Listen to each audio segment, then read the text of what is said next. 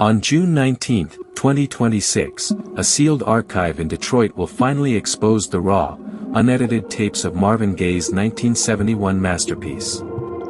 Before What's Going On redefined soul music, Motown executives tried desperately to bury the album because of its radical political message.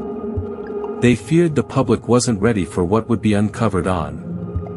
A warm spring night settled over America in 1971 as Marvin Gaye stood at the height of his powers. Radio speakers carried his voice through living rooms, city apartments, and parked cars, and listeners heard something different. The album was called What's Going On, and it changed the direction of soul music. At Motown, songs had often been carefully polished for mass appeal, but Marvin pushed beyond the formula. He sang about war, poverty, environmental decline, and spiritual confusion. His voice sounded intimate, almost conversational, as though he were sitting beside the listener rather than performing for them. Black America heard its struggles reflected back with dignity and honesty. Veterans returning from Vietnam heard echoes of their own experiences. Younger listeners heard a musician willing to challenge expectations. The album became a landmark, not only because of its themes but because of the emotional depth Marvin brought to every note. Behind the success stood a man of extraordinary gifts. He possessed a voice capable of tenderness and anguish within the same phrase. Producers, musicians, and fellow singers recognized a rare talent. Yet even during this triumphant period, shadows remained. Fame brought pressure. Childhood wounds remained unhealed. Marvin often carried a deep need for approval, especially from the father whose judgment seemed impossible to escape. To the public, he appeared as a confident star.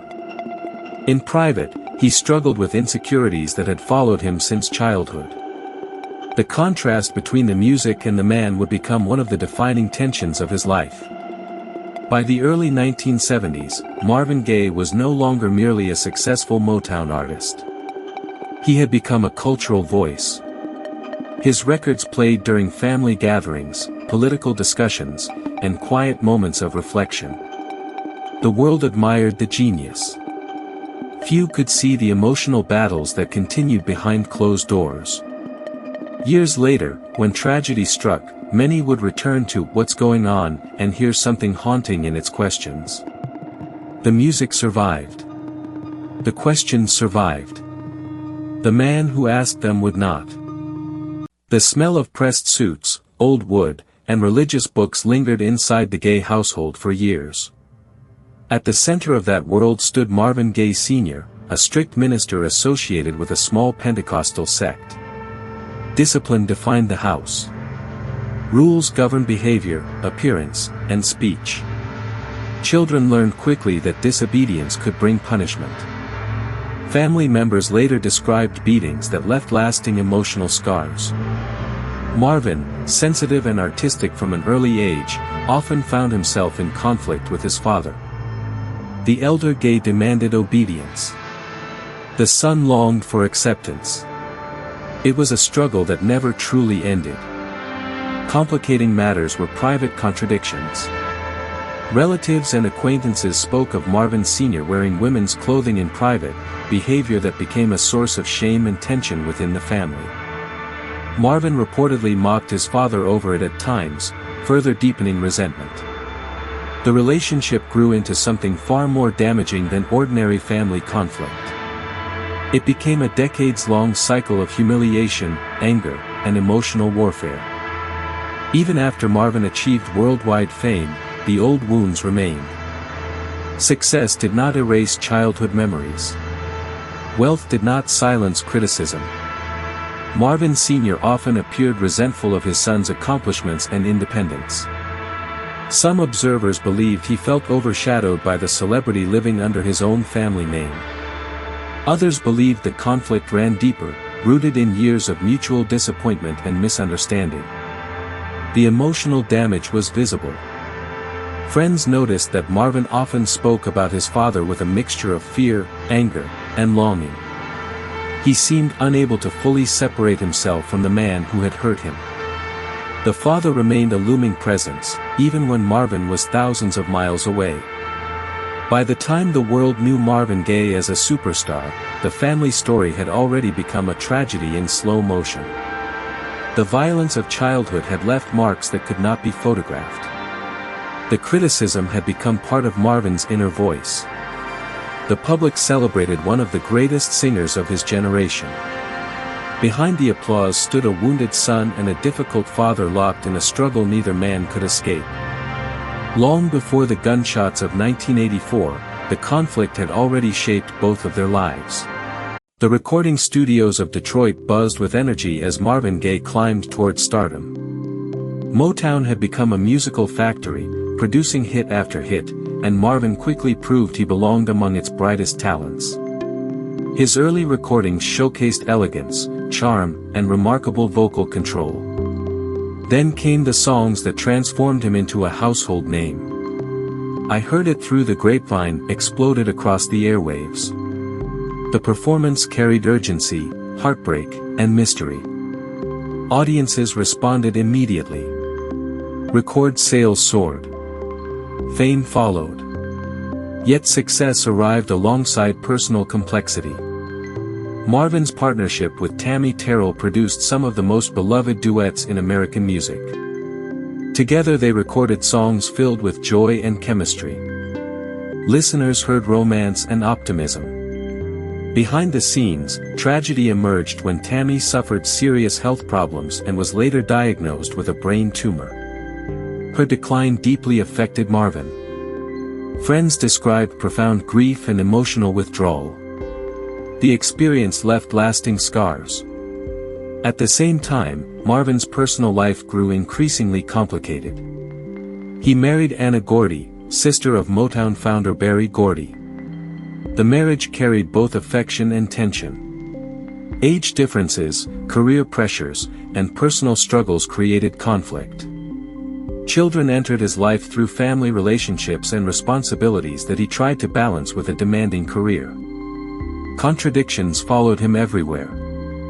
He was deeply spiritual yet drawn to excess. He sought love but often struggled with intimacy. He possessed enormous confidence on stage and painful self-doubt off it.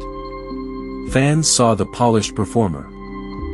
Few saw the private battles. Through the 1960s and 1970s, Marvin accumulated hit records and critical acclaim. Each success strengthened his reputation as one of Motown's defining voices. Yet every triumph seemed accompanied by new emotional burdens. The fame that lifted him also isolated him. The expectations grew heavier. By the time he reached international superstardom, he had become more than a singer. He was an American cultural figure whose music crossed racial and generational lines. The rise appeared extraordinary from the outside. Inside, the same insecurities and family wounds remained. The future promised even greater achievements. It also carried dangers that few could yet see. The sea air of Europe felt far removed from the pressures Marvin Gaye had left behind in America. Years of tax problems, personal turmoil, and professional uncertainty had pushed him overseas. For a time, exile seemed to offer relief. Then came a remarkable comeback. In 1982, Marvin released Sexual Healing. The song sounded modern yet unmistakably his. It carried sensuality, vulnerability, and confidence. Audiences embraced it immediately. The record became a major success and introduced him to a new generation of listeners. Industry veterans celebrated what appeared to be a revival. The singer who had endured financial troubles and emotional struggles seemed reborn. Awards followed. A Grammy arrived. Television appearances renewed public fascination. Reporters described a comeback story. Fans wanted to believe the difficult years were over. Concert promoters organized tours. Crowds filled venues eager to hear the legendary voice again. On stage, Marvin still possessed remarkable charisma. Spotlights illuminated a performer capable of commanding complete attention. Yet beneath the applause, warning signs remained. Friends and associates noticed lingering instability. Substance abuse issues had not disappeared. Emotional struggles continued. The demands of touring often magnified existing problems rather than solving them. Even so, the comeback created genuine hope. Family members, colleagues, and fans imagined a future defined by renewed creativity. The success of Sexual Healing seemed symbolic. The title itself suggested recovery. It implied healing after pain. For a brief period, that interpretation felt believable. Magazine articles celebrated resilience. Concertgoers witnessed standing ovations. The public narrative focused on redemption. Few understood how fragile the situation truly was. The pressures of fame returned quickly. Financial obligations remained. Relationships remained strained. Marvin's internal battles continued behind closed doors. The comeback was real. The success was real. But the stability many people assumed had arrived never fully materialized. The world saw a triumphant return. Hidden beneath the surface were problems growing more dangerous with each passing month. The distance between public perception and private reality would soon become devastatingly clear. By late 1983, hotel rooms, backstage corridors, and rented houses become settings for a painful decline. Marvin Gaye's comeback generates excitement, a fragile hope for many, but maintaining it proves to be an agonizing struggle. Cocaine addiction tightens its grip, a constant, insidious presence. Associates describe a rapidly increasing paranoia. He worries about unseen enemies, about his strained finances, and about vague threats that often seem disconnected from reality. His world shrinks, becoming a cage of suspicion and fear. Weight drops rapidly from his frame. His once magnetic appearance changes dramatically, the sparkle in his eyes dulls, replaced by a hollow gaze. People who had known him during healthier years are shocked by how gaunt and fragile he now looks, a mere shadow of his vibrant former self. The touring schedule becomes increasingly difficult to manage. Each stage becomes an ordeal. Some performances are abruptly cancelled, raising concern among his team. Others, though completed, reveal a performer battling inner demons on stage. Sleep becomes irregular, offering little respite. Anxiety intensifies, a constant hum and sense of impending doom, driving him into restless nights and dread-filled days. The immense pressure of celebrity mixes with the crushing weight of addiction in destructive ways. Financial problems, despite renewed success, add another layer of stress. Debts, obligations, and legal issues weigh heavily on his mind, eroding any sense of peace. Friends notice a man carrying enormous burdens, striving to maintain the image of a legendary performer, a public persona requiring immense, depleting effort. The facade is fragile, barely concealing the turmoil beneath. Conversations often drift toward fear and profound despair, revealing a spirit under siege. The confident artist who once commanded stages appears increasingly vulnerable, his defenses crumbling. There are moments when he expresses exhaustion with life itself, a yearning for release. Family members worry. Professional associates worry, their helplessness palpable.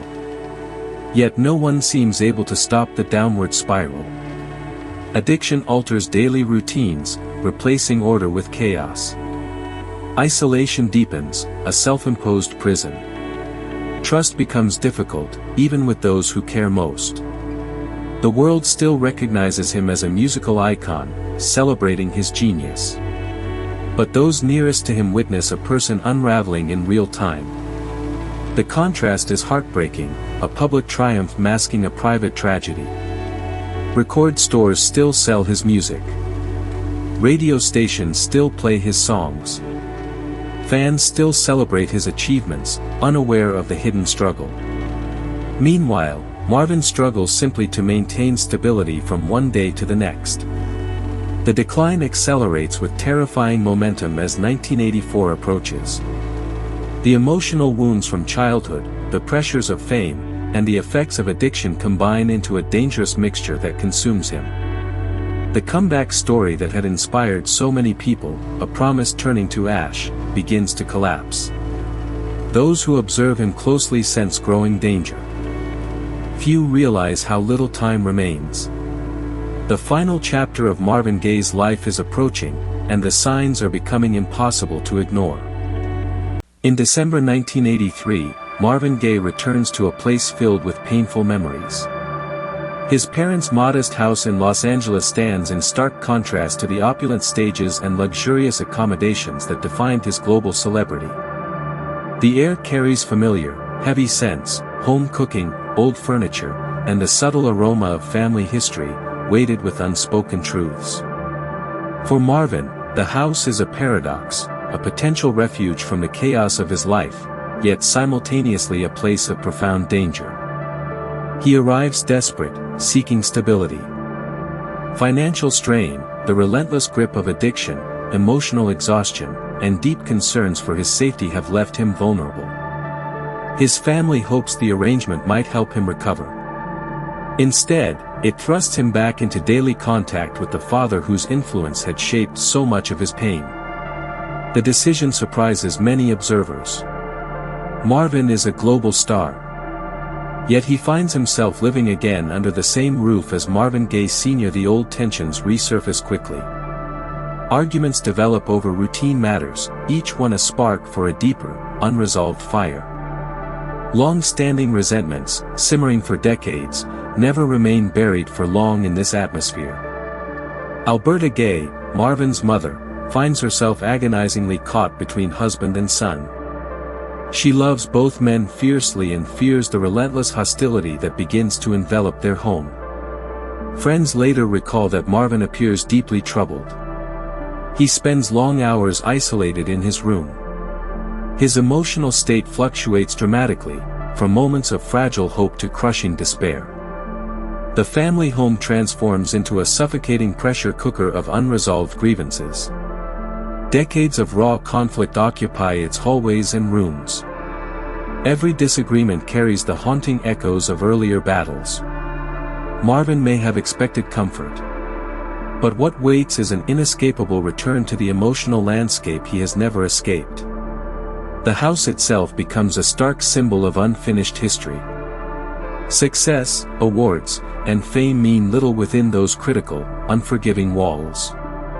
Father and son revert to familiar roles. Criticism meets defiance. Resentment meets resentment. Family members sense increasing instability. The atmosphere grows tense enough that ordinary conversations sometimes feel dangerous. By the beginning of 1984, the situation has become deeply troubling.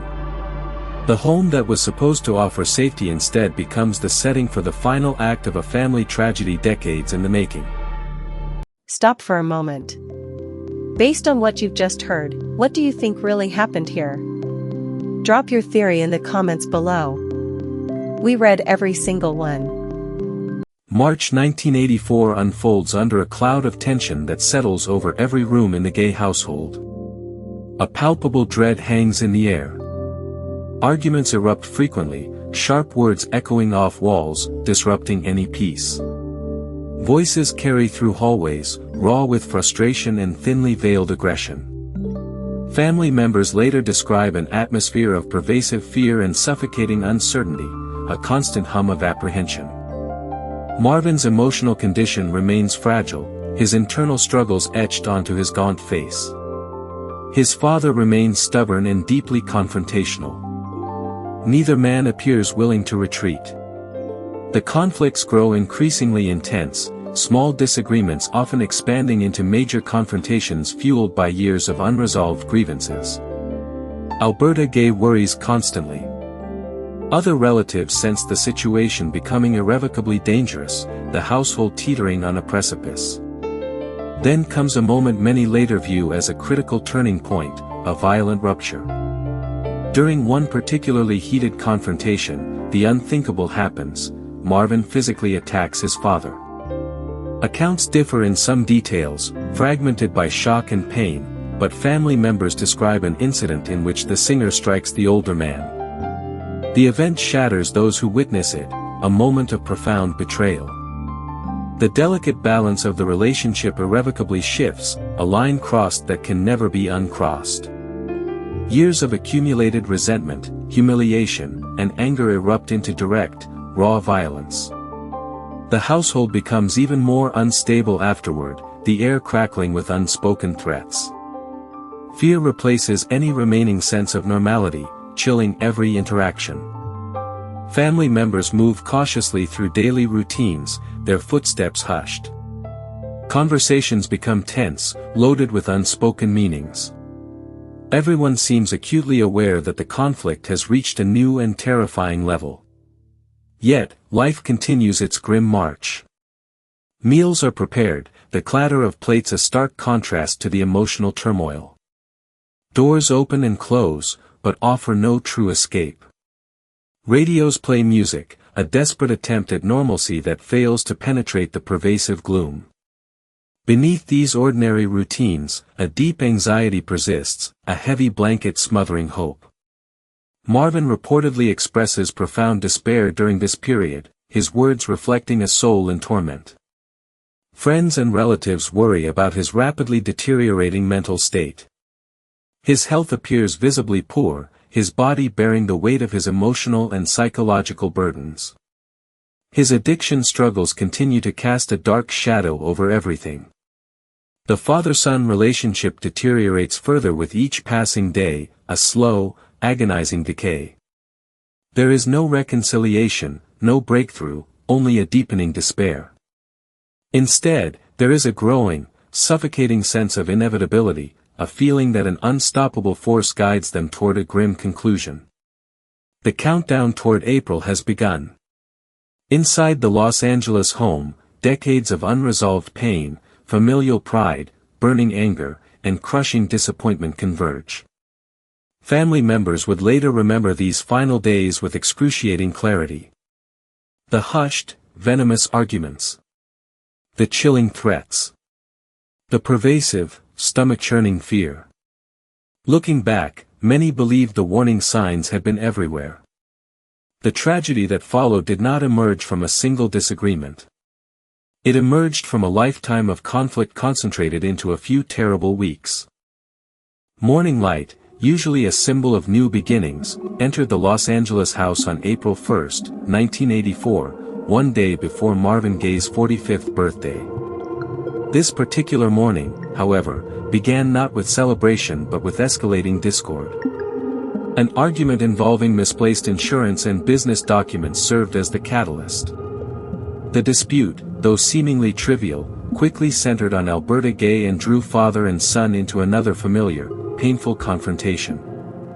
Voices rose from murmurs to shouts, echoing off the walls. Emotions intensified with each word.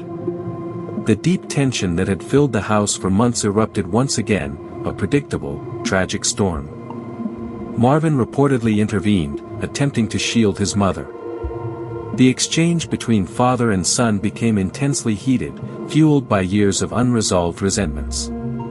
Eventually, Marvin Sr. left the room, leaving a strained quiet. For a brief moment, the conflict appeared finished. It was not.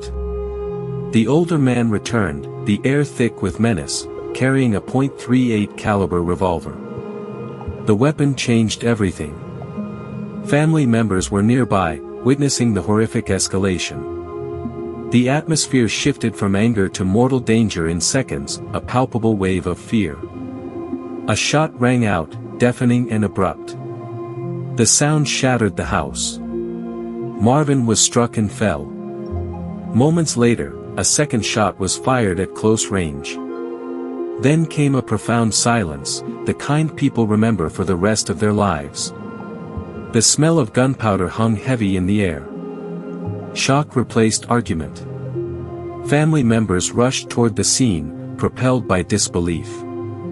The singer who had filled stadiums and radio waves now lay mortally wounded inside his childhood home. Emergency responders were summoned, but the severe injuries proved fatally conclusive.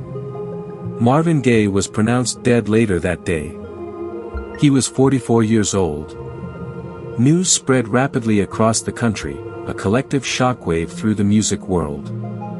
Fans struggled to comprehend the brutal details. A music legend had been killed not by a stranger, not during a random robbery, but by his own father.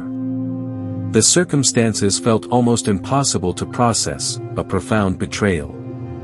Reporters descended on the story, cameras flashing. Television broadcasts interrupted regular programming, delivering the devastating news. Across America, listeners who had grown up with his music learned that one of the defining voices of their generation was gone, silenced forever.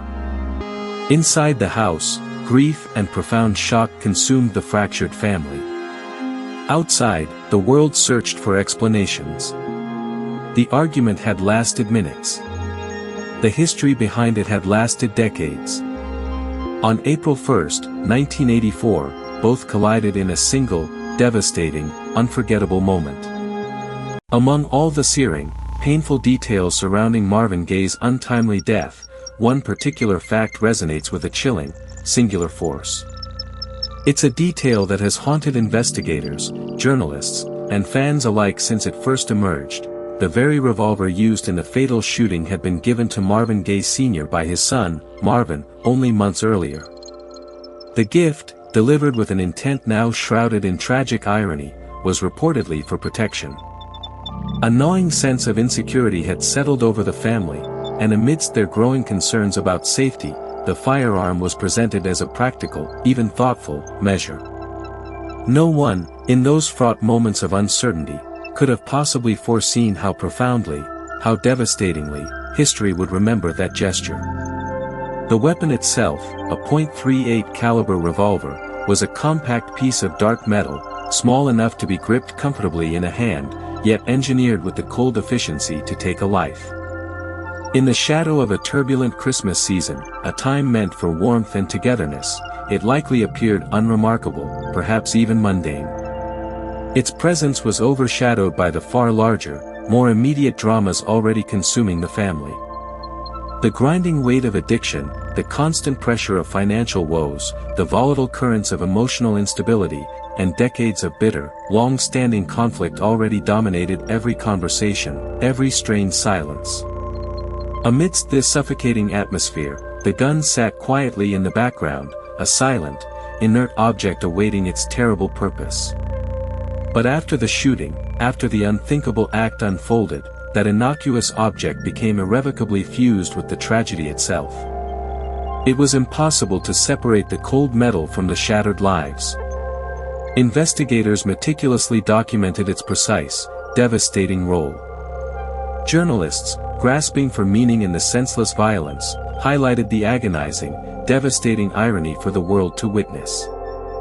Fans, reeling from the shock, repeated the detail in disbelief, the sheer perversion of a loving gesture echoing in their minds. The gift, once intended for protection, transformed overnight into a potent, chilling symbol of twisted fate, profound family dysfunction, and a miscalculation of unimaginable consequence. The true weight of the gun extended far beyond its metal and mechanics. It carried an emotional significance so heavy, so profound, because it connected victim and shooter in a uniquely agonizing, personal way.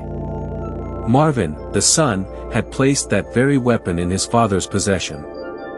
Only months later, in a horrifying culmination of their shared history, his father would use it against him. This agonizing detail intensified public fascination with the case, captivating a nation trying to comprehend the unspeakable. For those intimately close to the family, it deepened an already profound sorrow, twisting the knife of grief. In the aftermath, discussions about responsibility, culpability, and the roots of such violence often returned, relentlessly, to the revolver. Yet, it is crucial to remember, the weapon itself did not create the conflict. It was merely an instrument. The deep-seated anger, the simmering resentment, the volatile undercurrents of violence had existed, festering and growing, long before the firearm ever entered their story. The gun became the brutal instrument through which decades of inherited tension, simmering bitterness, and unresolved grievances finally reached their catastrophic, explosive conclusion.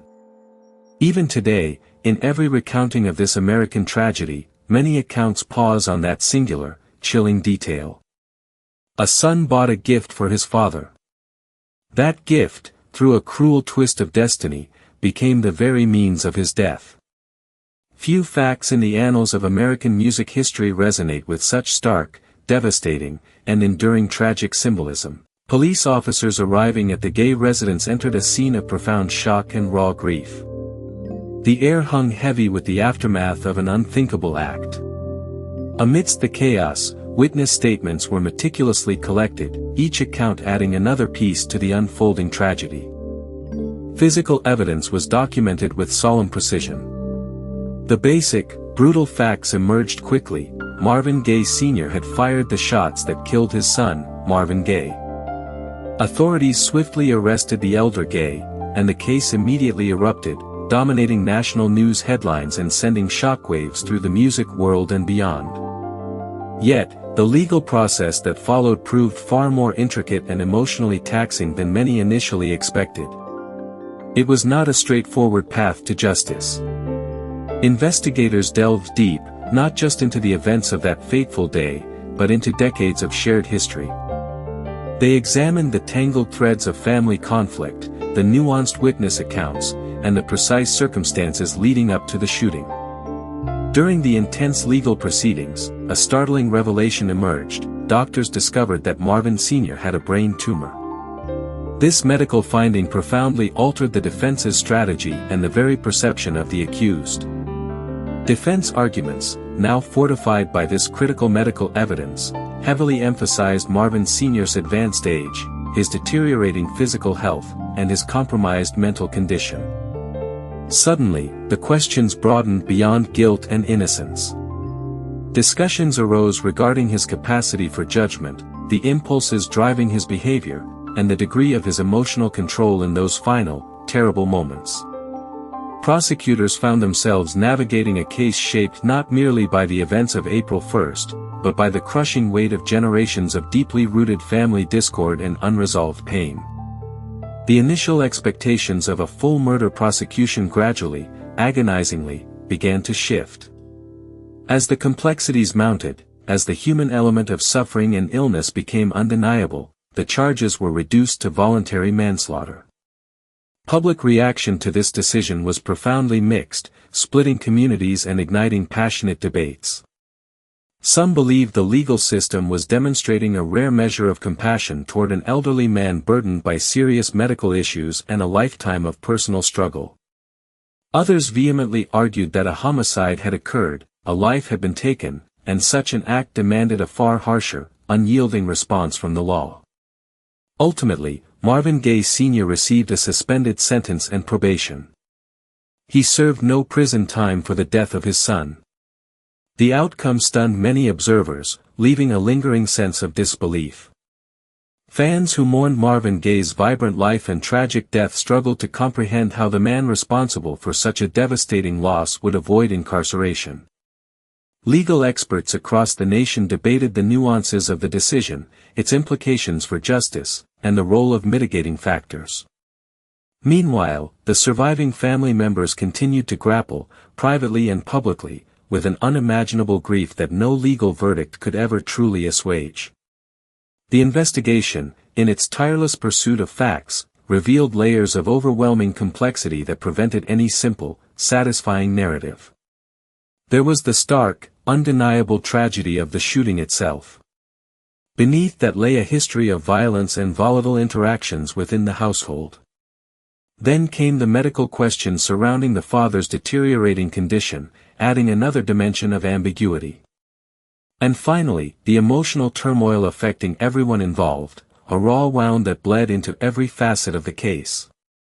By the time the legal proceedings ended, the public still lacked clear, comforting answers to the deeper, more agonizing questions. The law had reached a conclusion, closing a case file. But the profound mystery of why the tragedy happened, and the enduring wounds it left behind, remained far more difficult to resolve. In the quiet, heavy years that followed Marvin Gaye's death, his family members carried memories that felt like burdens, often too painful to articulate, too raw to expose to the light. These were not just recollections, but wounds that continued to ache, moments replayed in the mind's eye. Frankie Gaye, Marvin's beloved brother, emerged as one of the most crucial voices, bearing the weight of documenting what truly transpired. His testimony became a cornerstone for understanding. His accounts meticulously described a household not of peace but of a complex emotional landscape, profoundly shaped by years of simmering conflict and relentless emotional strain. He painted a vivid, agonizing picture not of a sudden, inexplicable tragedy, but of deep-seated tensions that had accumulated, layer upon layer, over many decades, slowly tightening their grip on the family's fabric. Alberta Gaye's grief was not merely profound, it was an oceanic sorrow that never receded. As the family matriarch, she had witnessed the slow, agonizing destruction of her own kin, standing tragically at the very center of its unraveling. The fateful argument on April 1 directly implicated her, drawing her into its vortex. The devastating loss that tore through her world on that day cast a long, indelible shadow that remained with her, a constant ache, for the remainder of her life. Interviews and public statements unveiled a mother's excruciating struggle, attempting to reconcile her boundless love for her son with the stark, unbearable reality that her own husband had been the one to end his life. This was a profound and agonizing schism within her own heart. Marvin's son, often known by his childhood name, Bubby, also carried the indelible imprint of the tragedy. For him, and for other younger family members, the event transcended a mere incident, it became a defining, monumental turning point that irrevocably shaped the course of their entire lives, a legacy they inherited and lived with daily. Relatives, naturally, did not always agree on every minute detail, each seeing the mosaic through their own lens of experience. Differences in recollections and interpretations inevitably emerged, sometimes quietly, sometimes with the sharp edges of lingering pain. Yet, amidst these variations, a common, irrefutable theme remained, an undeniable truth: the relationship between Marvin and his father had been deeply troubled, fractured by years of animosity and misunderstanding, long before the fatal shooting. Silence, too, became a significant, heavy chapter in the story. Some family members retreated, preferring a fierce privacy as a shield against further pain. Others felt compelled to speak publicly, to share their truth, to seek some form of understanding. The tragedy, with its unbearable weight, created deep rifts and divisions within the family that persisted for years, unbridged gaps in their collective history. Grief expressed itself in countless, distinct ways, from quiet withdrawal to public lament. Certain wounds proved too deep, too tender to discuss, even decades later, remaining unspoken. The relentless public fascination with the case, the constant glare of scrutiny, sometimes made the arduous process of healing even more complicated. Every interview reopened memories that had just begun to scar over, every anniversary renewed a painful, inescapable attention. Through it all, the family endeavored to preserve Marvin's extraordinary legacy while simultaneously confronting the raw, painful truths about the very circumstances of his death. Their collective testimony helped historians and the public alike to understand the profound human reality that lay hidden beneath the sensational headlines. This story was never merely about a famous singer and a shocking crime, it was, at its heart, about a family fractured by devastating violence, enduring loss, and the lingering echoes of unresolved pain. The voices left behind, in all their complexity and sorrow, remain absolutely essential to comprehending what truly transpired inside that house. One of the most intensely debated aspects of the entire case involved the unexpected discovery, a brain tumor found within Marvin Gaye Sr. This medical revelation immediately cast a profound shadow over the proceedings. Medical experts, testifying with grave authority, acknowledged that certain tumors possess the capacity to influence behavior, compromise judgment, and severely impair emotional regulation. Defense arguments powerfully highlighted these possibilities, positioning the tumor as a compelling, perhaps even exonerating, force. This medical anomaly thus became a central factor, offering a seemingly profound explanation for the father's actions and fundamentally shaping the legal outcome. Yet, a wave of intense controversy followed almost immediately, washing over the tentative clarity the defense had sought to establish. Critics, their voices sharp with skepticism, questioned with urgency whether a medical condition, however serious, could truly serve as the primary explanation for the tragic shooting. They pointed, instead, to a deep and troubling well of evidence, years of documented conflict and persistent allegations of violence within the family. Reports of harsh discipline and physical abuse, deeply rooted in the family's past, stretched back decades, painting a grim picture. If aggression and volatility had existed as a persistent undercurrent, long before the tumor's insidious presence, could this condition genuinely bear the weight of such a profound explanation? That unsettling question lingers. The debate, a persistent murmur beneath the surface of history, continues, unresolved, for generations. Some observers, swayed by the medical testimony, believe the tumor significantly impaired Marvin Sr.'s judgment, blurring the lines of culpability. Others remain steadfast, believing it merely complicated a case already deeply rooted in a lifetime of simmering anger and accumulated resentment. The available evidence, rich in its complexity, ultimately supports neither a simple medical explanation nor a clear, unambiguous moral conclusion. Human behavior, especially in such tragic circumstances, rarely conforms to neat, easily categorizable boxes. The legal system, navigating profound ambiguity, ultimately treated the tumor as an important factor. Public opinion, however, remained starkly and emotionally divided. For many fans, deeply invested in Marvin Gaye's legacy, the question carried immense emotional weight because it touched directly upon issues of culpability and accountability. Was the shooting truly the act of a sick and impaired elderly man, tragically compromised by illness? Or was it the chilling, final expression of a long, painful pattern of abuse that had shadowed the family for decades? That gnawing uncertainty, a persistent shadow across the narrative, has never disappeared completely. Historians examining the case decades later often conclude that both elements truly deserve rigorous consideration. The medical condition, a tangible reality, was undeniably real. The corrosive history of family conflict was also profoundly real, leaving its own indelible scars. The enduring challenge lies in determining precisely how much each contributed, individually and in concert, to the unspeakable tragedy. Decades later, the debate remains painfully unresolved, its echoes persisting. The tumor, a mere medical fact, did not erase the profound loss. It did not diminish the raw suffering experienced by the family. Instead, it became one more perplexing, heart-wrenching layer in a story already dense with complexity and sorrow. The legal case eventually ended, but the argument over its deeper meaning, its moral and human implications, continues to resonate. Long after the gunshots faded into history, Marvin Gaye's voice remained, a potent, shimmering presence. Record players continued spinning his albums, the needle finding the familiar grooves, filling rooms with his distinctive sound. Radio stations, old and new, continued broadcasting his songs, sending his melodies out into the airwaves like a persistent, beautiful whisper.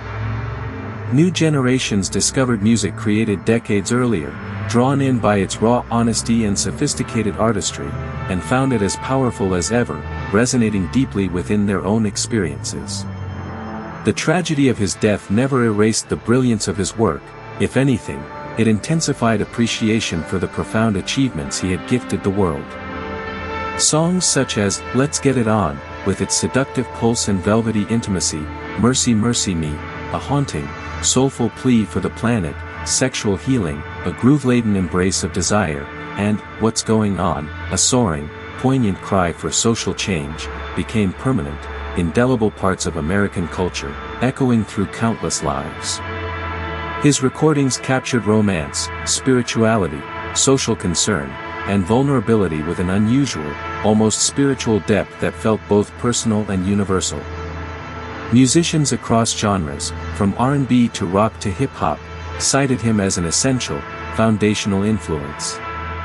Scholars studied his intricate artistry, dissecting the layers of his genius. Fans continued finding comfort, solace, and profound meaning in the sheer emotional candor of his voice, a timeless conduit for human feeling. Yet, a profound shadow clung to his legacy, for the ending remained impossibly difficult to accept. There was something unbearably sad, a jarring discord, about the stark contrast between the soaring beauty of the music he created and the brutal, sudden violence that extinguished the life behind it. The final chapter of Marvin Gaye's story unfolded not beneath the bright lights of a concert hall, nor within the creative sanctuary of a recording studio, but instead in the claustrophobic confines of a family home, a place heavy with the weight of old wounds and unresolved tensions. The grim circumstances forced people to confront a harsh reality, that even the most extraordinary talent and the most celebrated fame do not protect anyone from the gnawing presence of personal suffering. Marvin gave the world timeless, exhilarating music, but he also carried deep, internal burdens that no amount of public adoration or artistic triumph could ever truly cure. His death became one of the most heartbreaking stories in entertainment history precisely because it so tragically combined public greatness with private, agonizing tragedy. Today, listeners can still hear the astonishing warmth radiating from his voice, the meticulous precision of his phrasing, and the raw, unvarnished emotional honesty that set him apart, piercing through the decades. Those incomparable qualities survived the devastating events of April 1984, untouched by the sorrow. The mystery, the lingering grief, and the quiet debate surrounding his death continue to draw attention, a somber undercurrent to his brilliant legacy. But the essence of that legacy rests ultimately, unshakably, in the music itself. The records endure, tangible artifacts of genius. The voice endures, an ethereal, comforting presence. The profound questions surrounding the tragedy remain, hanging in the air like an unanswered chord. And somewhere between the intoxicating beauty of the songs and the crushing sorrow of the ending lies the complex, enduring reason Marvin Gaye continues to matter so deeply, so profoundly, to the world. Before you go, if this story held your attention all the way to the end, hit the like button. It takes 1 second, and for a channel like ours, it genuinely makes a difference. Subscribe so you don't miss what we uncover next. Every week, another case the world couldn't close. And here's the part we mean most, the next story we dig into could come from you. Drop in the comments which unsolved mystery, disappearance, or disaster you want us to investigate. We read every single suggestion. The cases that stay with you are the ones we bring to life.